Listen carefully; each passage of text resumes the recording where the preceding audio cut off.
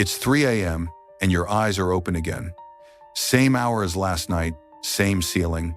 Before you've decided anything, your hand is already moving toward the nightstand it knows the way in the dark. Your hand knew something you didn't. Your body was 2 hours into the most important descent it makes, and you were about to walk it back up. There is a place your sleep is trying to carry you every night, a floor at the bottom where the day gets repaired, and one object within reach keeps turning you around before you arrive. This video is about the road down, the doors along it, and the exact place most people turn back. Part 1. The tiredness sleep can't fix. There is a kind of tired that 8 hours does not touch. You know it because you woke up inside it this morning. You did everything right in bed at a decent hour, lights out, a full night by any clock, and the alarm still landed on you like an ambush. You flinched before you were even awake. And you lay there in those first gray seconds feeling, there's no other honest word for it, short. Like you'd been somewhere. Like you'd come back missing something you couldn't count. It follows you around. It's the second cup of coffee that never quite reaches you. It's answering, "How are you?" with tired so many times that the words stop being information. It's the Sunday that vanishes, you blink at noon, and it's dark, and somehow you never once felt rested inside it. It's the minute you sit in the parked car before going inside, engine off, hands in your lap, not ready. Someone close to me, an engineer, 2 kids, a good marriage by every measure, told me he does that every single evening in his own driveway. 60 seconds, sometimes 90, sitting in a car that has already arrived. I asked him what he was waiting for. He said, "I don't know. More." I want to tell you what I think that more is. You go somewhere every night. You just come back without the memory. Don't argue with that sentence yet. Just carry it for a few minutes. Here is what we were all handed instead. Somewhere early school, parents, nobody remembers exactly where everyone agreed that sleep is a switch. Off at 11. On at 6. A blank gap between 2 days, with an alarm waiting on the far side, and the best you can hope for is that you wake up recharged, the way a battery does. Nothing happens in between. That's the story. But watch how that story falls apart the moment you press on it. If sleep is only rest, only stillness, only nothing, then explain this. Why does grief loosen its grip after one deep night? The person is still gone in the morning. The facts haven't moved an inch, yet something in you was worked on while you were away, and you can feel the difference the way you feel a cleaned wound. And why does a decision you've been turning over for a week look suddenly clear at dawn when all you did overnight was lie there? We even have the phrase for it, and we say it without hearing ourselves. Let me sleep on it, as if some part of us has always known that work gets done in the dark while we're gone. Think of the moon.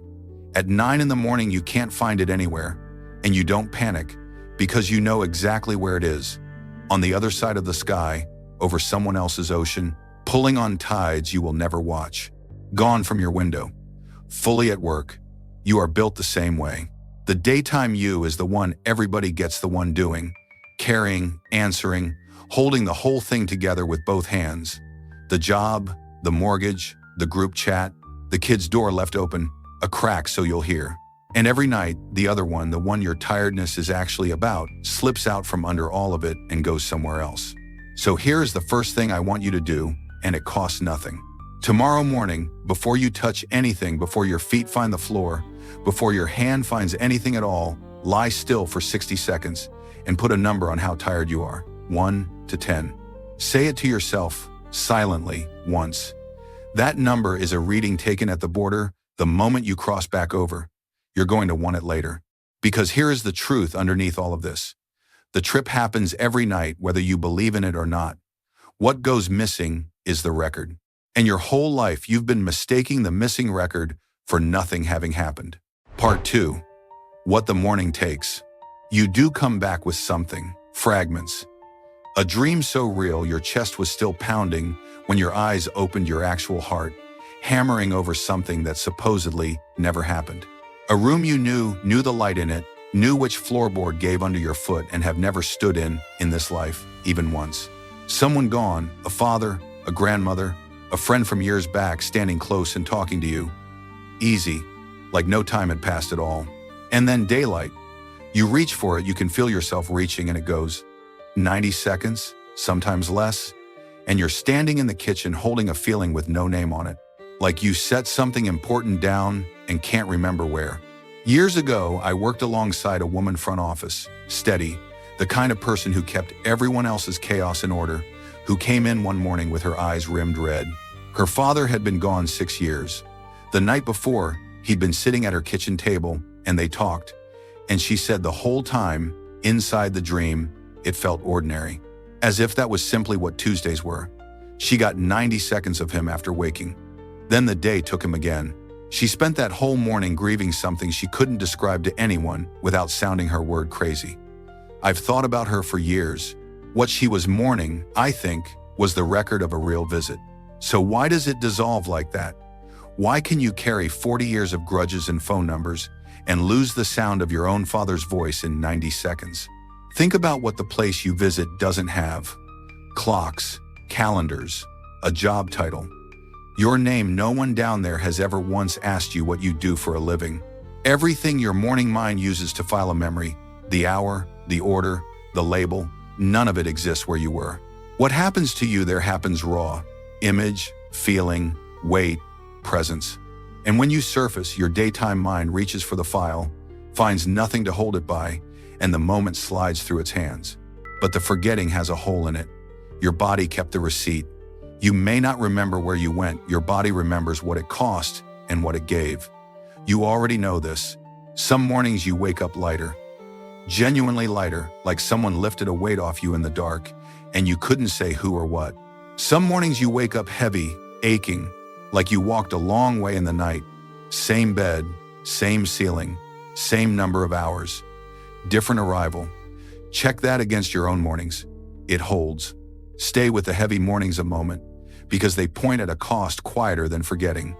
Something in you goes out every night and works, sorting the day, mending what tore, carrying what you couldn't lift at 4 in the afternoon, and in the morning, it gets nothing. No thanks, no mention.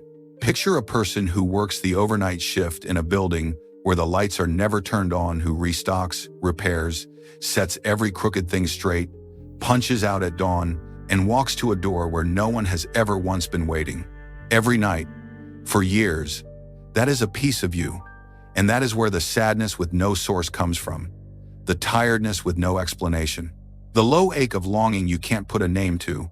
The one that shows up on an ordinary afternoon with nothing to defend it. Somebody in you has been working unseen for decades, and grief like that leaks. So let this settle where it needs to. There was never anything weak about you. You have been doing 2 lives worth of living on 1 life's worth of daylight, and half of it, a full half of everything you are, has gone unrecorded since the night you were born. Which is why the notepad. For the next 3 mornings, just 3, keep a notepad on the nightstand, and before you stand up, before your feet touch the floor, write 1 line.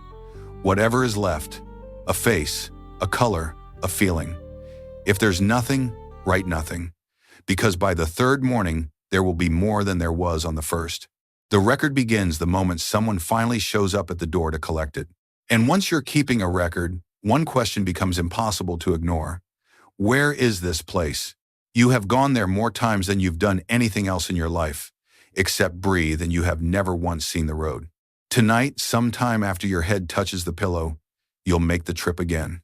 So let me walk you down it slowly, this once, with the lights on, because the first thing to know about that road is its direction. Part 3. The way down. You don't fall asleep, you climb down.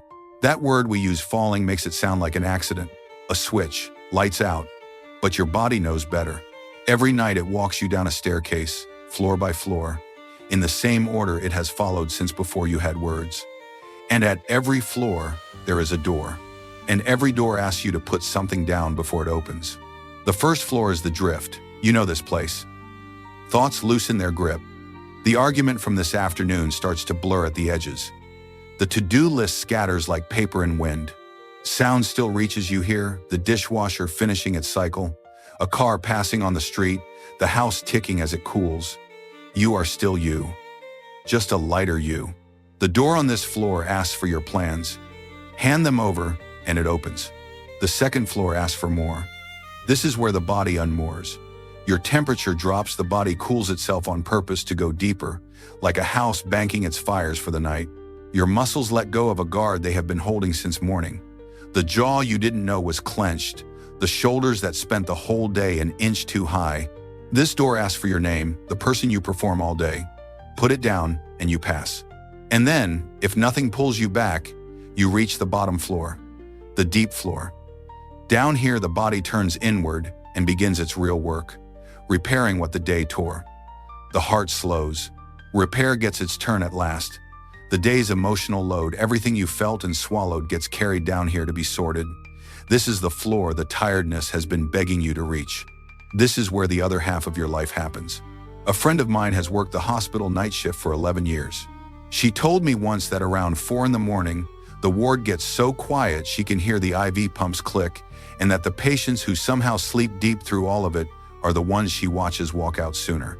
Her only evidence is 11 years of hallways. Now here is the part that should stop you. Most people in this country never get there. The CDC reports that more than a third of American adults regularly sleep less than 7 hours a night, but hours are only the visible part of it. Because there is a moment, you know this moment, when you surface at 3 a.m. That surfacing is normal. The descent was never a straight line, and the body is built to slip back under. Left alone, it will. Except your hand moves first. It knows exactly where to go. 8 inches. The phone on the nightstand. And that little blue rectangle does something no other object in your home can do. It walks you all the way back up the stairs. Every notification is a door reopening. Every headline hands you back your plans. Every scroll returns your name to you, the daytime you, the performing you. Guard back up, jaw clenched again. 2 hours of climbing down, undone in 90 seconds of blue light. And then you lie there on the top floor, wide awake, wondering why sleep won't come. You go somewhere every night, you just come back without the memory. And now you can see the harder truth underneath that sentence. Most nights, you don't even make it all the way there. The place your body was carrying you, the deep floor, the repair floor you turn back halfway down, every night, for years. I'll say this as plainly as I can. I believe that phone is the most expensive object in your bedroom, and the cost never shows up on a bill. So here is tonight's one thing, and it is bigger than yesterday's. Tonight, put your phone to charge in the kitchen and leave it there until morning. One night, if you need an alarm, a $10 alarm clock does the job your phone pretends to be there for. And when you make it past that halfway point, past the place where most people turn back, something strange is waiting on the next floor down. Before your body lets you go any further, it locks every door behind you. It bolts you to the bed, and once in a while, you are still awake when it happens. Part 4. The lock is a kindness. That bolt sliding home is the strangest crossing point in a human life. Your body goes completely still, and the stillness is a grip, gentle and total, far deeper than rest. If someone lifted your hand, it would fall. Your legs would sleep through a fire drill. And at the exact moment the body goes dark, the rooms upstairs blaze on. The parts of you that make images, that keep memory, that feel all of them working at once, and some of them working harder in that hour than they ever do at noon. Held down here, blazing up there. Why would a body do that to its own person? Because it loves you in the oldest way a body knows. Think about what you do in dreams. You run. If your legs ran with you, every night would end on the stairs, or in the yard, or in an emergency room. You fight in dreams. If your arms fought too, no one who shares your bed would be safe beside you. So before consciousness is let off the leash, the body holds everything else still. The stillness is protection. You are being kept so that some part of you can go. And where it goes feels more real than daylight. Color comes in sharper. Sound has depth and direction. A meeting in a dream can leave your heart slamming hard enough to wake you. An embrace in a dream can follow you around the whole next day. You're pouring coffee at 10 in the morning and you can still feel the arms. Here's why. The parts of you that do the seeing light up the same way whether your eyes are open or shut, and at nearly the same strength. To the seer in you, the dream is simply more seeing. Everything in you that measures what's real has already signed off on it. Once in a while, and maybe this has happened to you, you surface before the bolt lets go. Eyes open, mind on, body still fastened to the bed. A weight settles on your chest. You try to call out and nothing comes. This is one of the oldest frights human beings share, and every culture on earth gave it a creature. In Newfoundland, it was the old hag, who sat on your chest till dawn. In Japan, its name means bound in metal. Whole villages agreed on the monster because everyone had met it. A man I worked with years ago, decades on a loading dock, up at 4 most mornings told me it found him whenever his shifts flipped.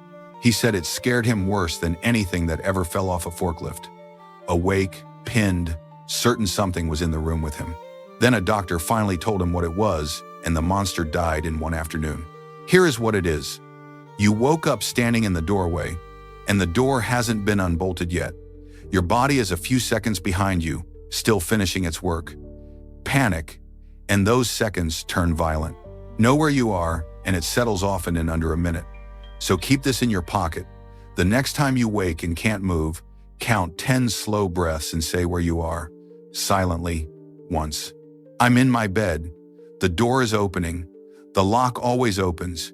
It was built by the same love that built the stillness. One more mercy waits down there. The part of you that questions everything, that checks, that doubts, that insists things add up, goes off shift at night, like a guard stepping away from a gate he trusts. That is why you can fly in a dream and never once ask how. Why you can talk with someone who died years ago and feel plain, ordinary gladness. Why you can stand in 2 places at once and find it unremarkable. And with the guard gone, something older does the talking. The dream sets down language and picks up pictures. An old fear takes a shape and follows you down a hallway. A thing you never said out loud becomes a house you can't find your way out of. Nobody in a dream ever tells you what you're avoiding. The dream just puts you inside it and lets you live there a while. That is why one night down there can reach a place 10 years of good advice never touched. All of it is waiting, every single night, at the bottom of the descent. And here is the ache under this whole story. Most of us stop getting far enough down to receive any of it. Part 5. The floor you never reach. Something quiet is happening to this country, and nobody calls it a crisis because everybody still sleeps. We lie down, the hours pass, but fewer and fewer of us go anywhere. For millions of people, the deep floor has stood empty for years, and from the outside, sleep that goes nowhere looks exactly like sleep. Watch how we arrive at bed now. We stay up until the body quits on us.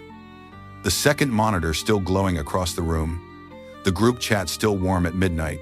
One more episode, one more scroll, one more thing half answered, and the mind is still fully lit when the body finally drops where it stands. Sleep arrives as a collapse, and a collapse has no depth. The body switches off, and the descent never gets made. No time to unmoor, no time to pass the doors. You can be unconscious the whole night and never once touch the bottom. Then the costs arrive, slowly, in an order you can check against your own life.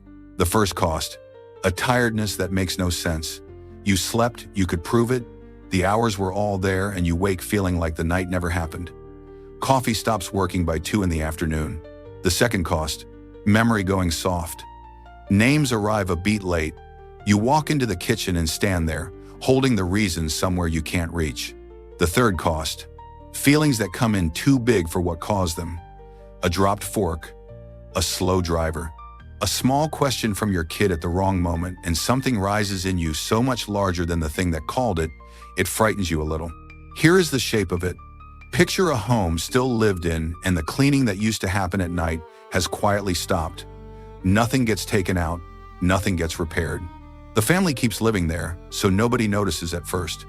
But week by week, the space inside gets tighter until the people in that house are angry in the hallways and can't say why. We go hunting for the cause out in the daylight, and we find real things. The job, the marriage, the money, the card declined at the register while a line forms behind you. I want to say this plainly. Those are real. Nobody imagines their way into that kind of tired, and no breathing exercise pays a bill.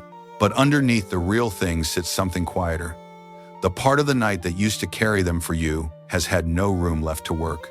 Because the deep floor is where the feelings you had no time for get looked at again, somewhere safe, with the world switched off. That is the work that happens down there. Cut that stretch short every night, and the day's feelings never finish being digested. They stack, and they find their own exits at 2 in the afternoon, on a Tuesday, at a person you love, over a dropped fork. Some of what you've been calling your temper may be your 2 a.m. unlived, coming out at 2 p.m. Now, the gentlest part, said carefully. Some people are afraid to sleep. People who have been through something terrible, because down there the images come back and the bed feels like the one place they can be ambushed. If that's you, your fear makes perfect sense. And the deep floor is exactly where a memory gets carried, slowly, night by night, out of the sirens and into the past, where it can finally rest. You don't have to force anything tonight. Just know the place that frightens you was built to hold you.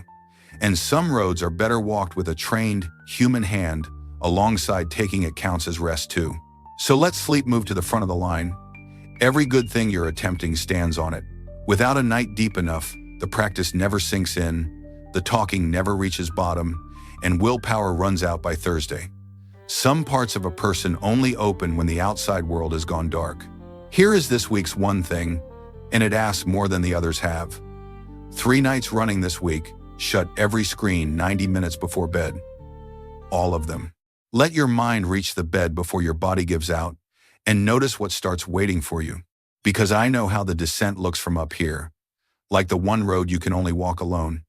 You close your eyes by yourself. You go down by yourself. Whatever meets you down there, you meet it alone in the dark. That is how it looks from up here.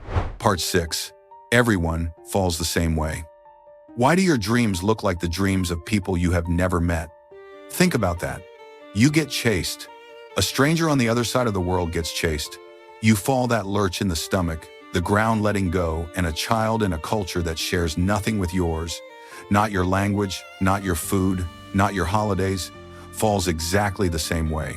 Water rises and you can't get a breath, and so does someone who has never heard your name in a century that wasn't yours. If everything so far has left you feeling like the only one awake at the bottom of the night, stay with me. This is where that ends. Carl Jung looks straight at this, and what he saw goes down past the personal.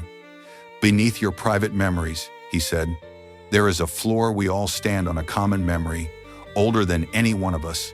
Down on that floor, symbols need no translating. They speak straight to the oldest part of a person, and every person alive understands them, which would make the dreams that keep coming back to you an inheritance. Being chased is the survival memory of thousands of generations who ran from something real. Falling is the fear of losing your footing, and it moved in the day we stood upright. Flying is the memory of what it felt like before anything could hold you down. And here is what that hands you tonight. You can stop blaming yourself for fears that make no sense inside one small lifetime, because they make perfect sense across 100,000 lifetimes. You can stop wondering what's wrong with you because your dreams run strange. Nothing in you is broken. Your dreams are strange because they are old.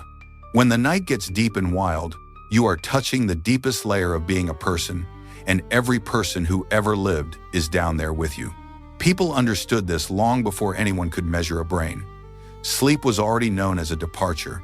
In Egypt, and later at the Greek healing temples, people traveled for days, fasted, and then lay down to sleep inside the temple on purpose, waiting for a dream that would heal them or show them what to do with the one problem they had carried all that way.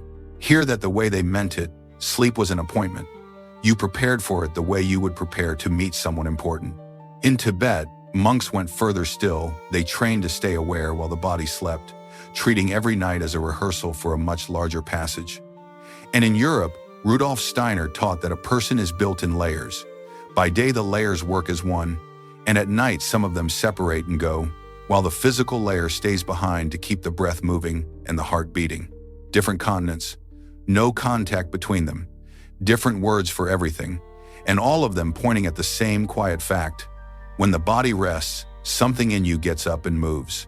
Now set that beside us, because this should sting a little. We sleep on better mattresses than any generation in history.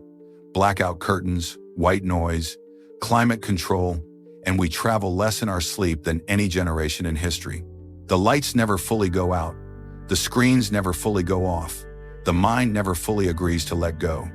We perfected the bed, and we abandoned the appointment. So keep the appointment. The temple practiced those pilgrims walked days and fasted for tonight. It's yours for the price of a slip of paper. Before you lie down, write one question on it, the one you're actually carrying, and leave it on the nightstand. That's the whole practice, 4,000 years old, handed to you for free. And every so often, An appointment like that turns into something no one warned you about. You're down there, deep in the middle of the dream, and a light comes on. And you know, part 7, the light comes on.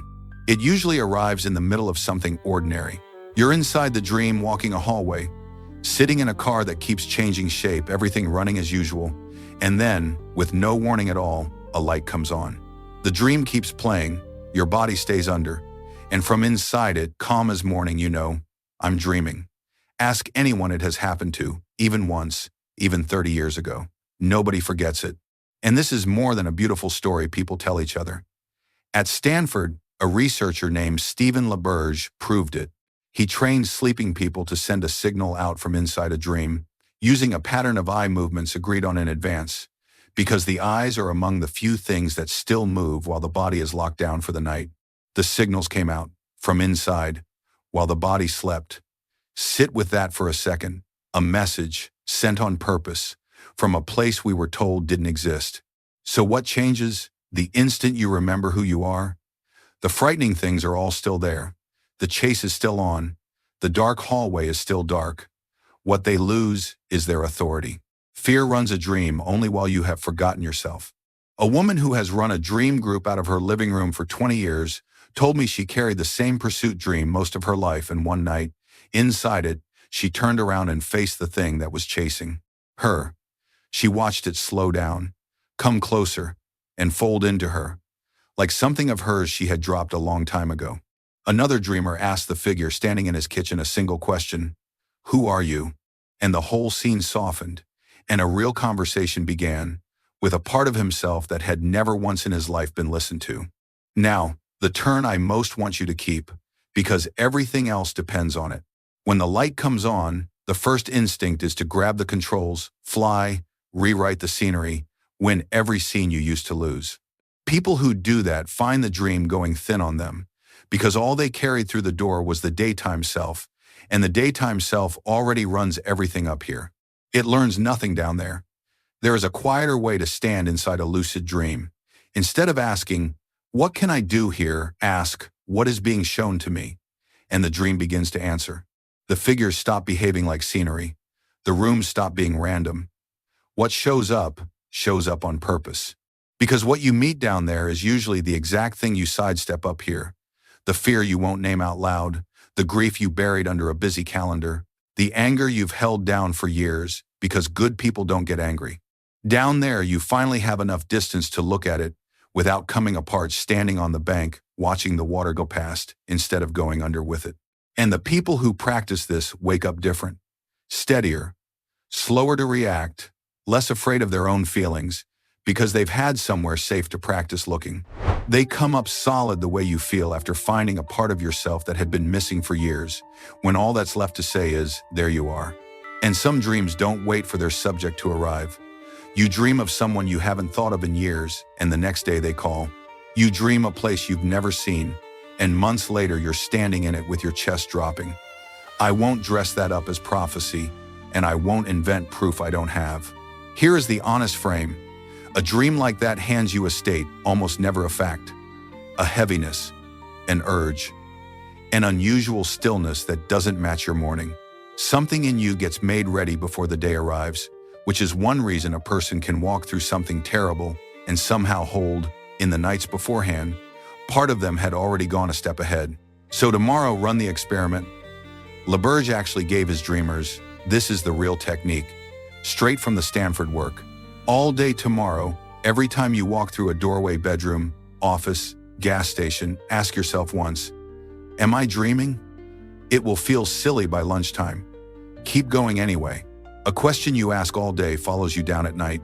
And one night, in a doorway that doesn't exist, you'll ask it and the light will come on. And when you come back up from a night like that, or from any night at all, there is one more thing you deserve to know. It's about why your nights look the way they do and what you're really bringing back. Part 8, what you bring back. Every life arrives carrying a different curriculum, and your nights are cut to fit yours. Some people dream gently, led through familiar rooms, familiar faces, weather they recognize. Some people dream heavy, the same difficult images, returning for years, a harder class, working on a deeper wound. You can't hold your syllabus up against anyone else's, Because what the night is teaching can't be copied from a classmate. It has to be lived, and it has to be lived by you. And once you understand that, a gentleness follows you into the evening. You stop asking why you dream the way you do. You stop being frightened of the dreams that aren't pretty. A different question takes their place. What are you trying to teach me? And that question, all by itself, is already a step of the healing. From the moment you stop bracing against an experience, the experience changes how it arrives. Because here is what actually matters, and it is the point of everything I've told you, whether what happens down there changes how you live up here. If after a deep night, you react a little less. If after a strong dream, you face a little more. If after a dark night, you move a little slower and a little kinder with yourself and with the people around you, then the night did what it came to do. Whether you woke with 100 pictures or none, you go somewhere every night. You just come back without the memory, and you never come back empty-handed. The way you love, the way you steady yourself, the way you get up and try again, some of that was packed for you down there, night after night, all your life. So tonight, when your hand drifts toward the nightstand in the dark, and it knows the way, let it find something better waiting there than the phone. Let it find your question. Before you close your eyes tonight, let me fold all of this down small enough to carry. You've come a long way down with me, and I don't want to send you off with an armful of theory. 3 things, if you keep nothing else. The first, your body knows the way down. It has made this descent every night since before you could talk, and it will make it again tonight without any help from you. Your one job is to stop interrupting it. The second, a strange dream is an old dream. When your nights turn dark or bizarre, you are standing on the floor every human being has ever stood on, and you are standing there in company. The third, the night is measured by the day after it. A little less reacting, a little more facing, a little more kindness. That is how you know you went deep, whatever you do or don't remember. And here is the last thing I'll ask of you, the one that gathers up all the others. Tonight, give your night 5 minutes of preparation. Carry your phone to the kitchen and leave it there. Write one question on a slip of paper, the real one, the one underneath all the others. Lay the paper on the nightstand, in the exact spot where the phone used to sleep. Then turn out the light, and as you settle, say once, silently, to whatever is listening down there, show me what I need to see, and I'll do my best to bring it back. That's the whole ritual. 5 minutes of care, and you will have done what pilgrims once walked days to do. And I would honestly love to know, what's the dream that keeps coming back for you? The chase, the falling, the water, the house with a room you've never found while awake? There's no wrong answer. Whatever keeps returning is worth naming. Write it in the comments, and before you leave, read a few of the others. I think you'll find the floor down there is far more crowded than you knew. My name is Solen. If this found you at the right moment, if it's somewhere past midnight and your hand was already halfway to the nightstand, stay close. There are more nights ahead of us, and I'd like to walk them with you. Wherever you go tonight, go all the way down and travel well.